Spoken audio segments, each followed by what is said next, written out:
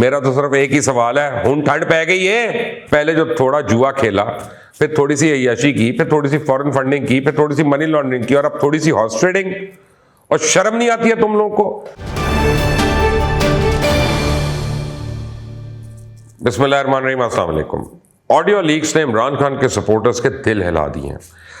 ایسا لگتا ہے کہ جیسے ان کے لیے زمین پھٹ گئی اور آسمان ٹوٹ پڑا ہے. جمعے کے روز 2 آڈیوز نے سیاسی میدان میں تہلکہ مچا دیا. ظلم کی انتہا دیکھیں. جو شخص امر بالمعروف کی باتیں کر رہا تھا وہی نہیں انل منکر نکلا. جو سیاست کو جہاد کہہ رہا تھا وہ پس منظر میں چالیں چل رہا ہے. اور ریاست مدینہ میں چالیں کون چلتا ہے یہ مجھے بتانے کی ضرورت نہیں ہے. جو کہہ رہا تھا کہ منڈیاں لگی ہوئی ہیں, خود اس منڈی کا سودا کر نکلا. کہتا ہے 5 تو میں خرید رہا ہوں. کیا 5 کے لیے خرید رہا تھا؟ کوئی فٹ بال, کوئی کرکٹ کے بیٹ, کیا؟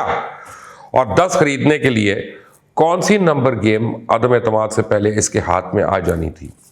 وہ جو شرک کے فتوے دے رہا تھا, ہارس ٹریڈنگ کو گناہ عظیم کہہ رہا تھا, خود مشرک نکلا پھر تو اسی ڈیفینیشن کے حوالے سے. اور جو امریکہ کی غلامی سے نجات دلانے نکلا تھا, خود امریکہ کا غلام اور نوکر نکلا. مجھے لفافہ کہنے والوں, میرا تو صرف ایک ہی سوال ہے, ہن ٹھنڈ پہ گئی ہے؟ پہلے جو تھوڑا جوا کھیلا, پھر تھوڑی سی عیاشی کی, پھر تھوڑی سی فورن فنڈنگ کی, پھر تھوڑی سی منی لانڈرنگ کی, اور اب تھوڑی سی ہارس ٹریڈنگ, اور شرم نہیں آتی ہے تم لوگوں کو؟ ان لوگوں کو جو برائی کا مقابلہ برائی سے کر کے عمران خان کو مسیحا ثابت کرنے کی کوشش کر رہے ہیں. جو عمران خان کہتا ہے سب ٹھیک مانے, جو اس کے خلاف ہے وہ جھوٹ ہو جائے. عمران خان کے سارے جھوٹ عمران خان کے منہ پر سچ ثابت ہو رہے ہیں. لیکن مجال ہے کہ تھوڑی شرم آ جائے. چور مچائے شور کے مترادف خود ہی ڈاکے ڈالتا ہے, خود ہی چور چور کا شور مچاتا ہے.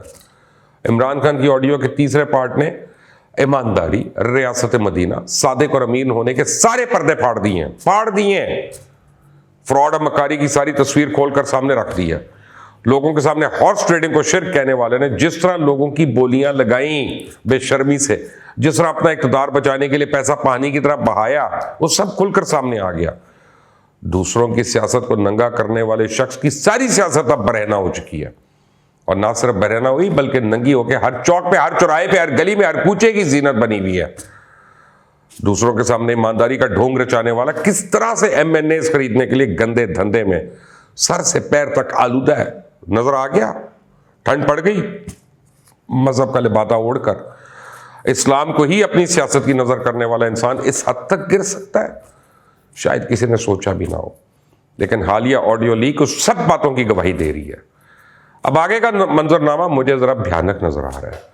جس طرح یہ شخص اپنے ہی بنے ہوئے جال میں ہر گزرتے دن کے ساتھ پھنستا جا رہا ہے, وہ وقت مجھے تو لگتا ہے زیادہ دور نہیں جب اس کے یہی الفاظ اسے کسی ایسی مشکل میں ڈالیں گے جس کا اس نے کبھی سوچا بھی نہیں ہوگا. آڈیو لیکس کی مکمل کہانی پہ تو آج میں بات کروں گا, لیکن اس کے ساتھ ہی اس کی منافقت اور آئے روز کی ڈرامے بازی کو بھی ذرا بے نقاب کرنا ہے. آڈیو لیک کے بعد ایک بات تو بڑی واضح طور پہ لکھی جا چکی ہے کہ عمران خان کی سیاسی زندگی کے دن بس گنے چنے رہ گئے ہیں. اب دیکھنا یہ ہے کہ یہ شخص سیاسی یتیمی کے بعد کون سا نیا ڈرامہ رچاتا ہے.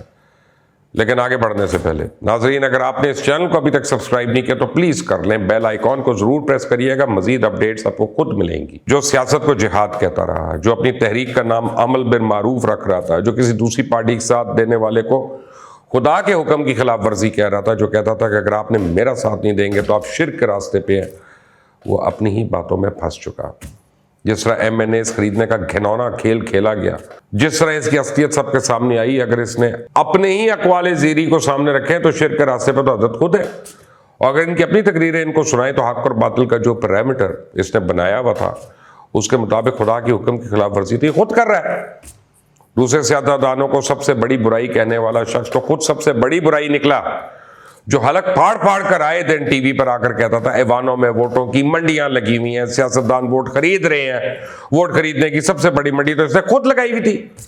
جو دوسروں کو درس دیتا تھا کہ یہ ضمیروں کے سودے کرتے ہیں, وہ تو خود لوگوں کے ضمیر خریدتا پھر رہا تھا. 5-10 کہتا تھا نا کہ مجھے چیزوں کا پتہ ہے. اسے اسی بات کا پتہ تھا کہ لوگ خریدے کیسے جاتے ہیں, ڈرٹی پالیٹکس کیسے کرتے ہیں, لوگوں کے خلاف غلیظ گالیوں والے ٹرینڈز کیسے چلوائے جاتے ہیں, اپنے سے اختلاف کرنے والے سے بدلہ کیسے لیا جاتا ہے, فنڈز کا سوال کرنے والے کا گریبان کیسے پکڑتے ہیں, لوگ کیسے خریدتے ہیں, سائفر کیسے گم کر دیتے ہیں, امریکی سازش کا بیانیہ بنا کر کیسے کھیلتے ہیں, یہ سب کچھ پتا تھا. جو کہتا تھا میرے سے بڑا ایماندار کوئی نہیں, اس کی ساری ایمانداری کی کہانی اب آپ نے بھی سن لی. جو لوگوں کے معصوم ذہنوں کو زرخیز کہتے ہوئے ان میں نفرت کے بیج بو رہا تھا، میر جعفر اور میر صادق کے برانڈز بنا رہا تھا، ایک سفارتی مراسلے کو تروڑ بروڑ کا جس طرح پیش کیا، اس سے بڑی ایمانداری کیا ہوگی؟ خیرات کا آیا ہوا پیسہ جس طرح اپنی گندی سیاست میں جھونک دیا، اس سے زیادہ ایمانداری کی بات کیا ہوگی؟ نئے پاکستان کے نام پہ ایک ملک کو جیسا کھنڈر بنا دیا گیا، اس سے زیادہ ایمانداری کیا ہوگی؟ IMF سے وعدہ خلافی کر کے ملک کو ڈیفالٹ کی طرف دھکیلنے والا، اس سے بڑی ایمانداری کیا ہوگی؟ کون جھوٹ کو اپنی میٹھی آواز اور اچھی شکل کی پیکنگ کے ساتھ لوگوں کو پلیٹ پہ رکھ کر پیش کر رہا تھا؟ کیا اہل ہونا یہی ہوتا ہے کہ آپ اپنے ہی ملک کے ساتھ 2 نمبریاں شروع کر دیں؟ اہل ہونا یہی ہوتا ہے کہ جیسے ہی آپ آؤٹ ہوں اور اپنی نااہلی کی وجہ سے آؤٹ ہو، نالائکی کی وجہ سے آؤٹ ہو، غلط شاٹ کی وجہ سے آؤٹ ہو، تو وکٹ اٹھا کے گراؤنڈ سے باہر بھاگنے کی کوشش کریں؟ اہل ہونا یہ ہوتا ہے کہ امپائر کو آپ ایکسٹینشن کی آفر کریں اور جب بات نہ بنے تو اسی کے خلاف ایک گندی مہم شروع کر دیں، اداروں کو بدنام شروع کر دیں، اپنی گندی سیاست کے لیے، غلیظ سیاست کے لیے ملک کی سلامتی کو داؤ پہ لگانا شروع کر دیں۔ لہجے میں اتنا غرور، اتنی رعونیت کہ خود کو قائد اعظم سے بڑا لیڈر اور سیاستدان سمجھ لے، اور کہتا ہے مجھ سے بڑا تو کوئی سیاستدان ہی نہیں۔ بڑا سیاستدان کون ہوتا ہے؟ عہدے کی حرمت کیا ہوتی ہے؟ آئین کی پاسداری کیا ہوتا ہے؟ قانون پہ عمل کرنا کیا ہوتا ہے؟ لوگوں کے اختلاف کو کس طرح برداشت کرنا ہوتا ہے؟ اس کو تھوڑی سی بھی سمجھ ہے؟ اور کتنا بے نقاب ہونا ہے، کس حد تک جانا ہے؟ ممنوعہ فنڈنگ کا پول بھی کھل گیا، امریکی سازش کا بھی پول کھل گیا، سائفر کا پول بھی کھل گیا، توشہ خانے کی چوری بھی پکڑی گئی، پیرنی کیسے لوگوں کو غداری کے فتوے بانٹتی تھی، ارسلان بیٹے نے کیسے بچوں کو لوگوں کی کردار کشی کے لیے بھرتی کیا ہوا تھا، وہ بھی پکڑا گیا، فرا گوگی کی کرپشن کی فیکٹریاں بھی پکڑی گئی، بزدار کے سارے گپلے بھی بے نقاب ہو گئے۔ اس کے بعد کیا رہ جاتا ہے؟ صادق اور امین ہونے میں ویسے جو ڈھٹائی ہے، تو یہ تو میں کہنے سے باز نہیں آئیں گے کہ جس پیسے سے ہم نے لوگ خریدے وہ اس لیے حرام نہیں کیونکہ وہ زکوٰۃ کا پیسہ تھا۔ یہ بھی غیر ممکن ہے کہ وہ پیسہ لوگوں کی خیرات کا دیا ہوا ہوئی ہو، کیونکہ 2 ہی تو ذرائع تھے بھائی جان کی آمدن کے، ایک تھا بھارت اور اسرائیل سے جو فنڈز آئے، ان سے لوگوں کی بولیاں لگائی گئیں، اور دوسرا تھا فرا گجر اور بشرا بیوی نے مل کر کرپشن کی جو فیکٹریاں لگائی ہوئی تھیں اس سے پیسے بنا کر اپنی سیاست چمکانے پر۔